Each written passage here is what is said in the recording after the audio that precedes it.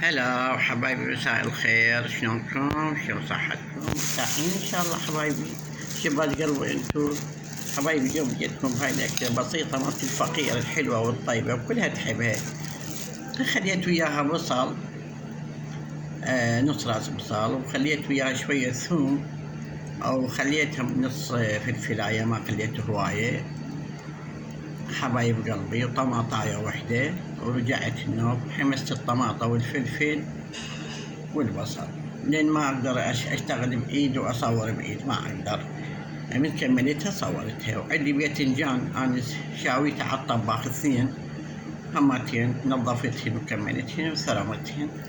وحمست البصل والطماطة والثوم، ورجعت النوب حطيت شوية ملح شوية شطة وياها، وجربوها شوفوها حبايب قلبي، كلش طيبة وسهلة وبسيطة. يقولون عليها هاي وحش الطاوة، بس كلش طيب. الباذنجان ترى إذا تريدون تخلون بدماغكم كل شي تقدرون تسوون بيه. كباب تسوون بيه هاي البصل وياها صلصة، والهذا تقدرون تسووا حيدة تقلون تقول فوق البيض. أي شي يصير يعني، ما يتوقف عند الشاطرة والناظر، ما يتوقف كذا شي حبايب قلبي. وجربوها وشوفوها كلش طيبة والله العلي العظيم حبايبي. لا تنسونا باللايك والمشاركة حتى كل شي جديد يوصلكم ويطب قناتي أول مرة يشوفها.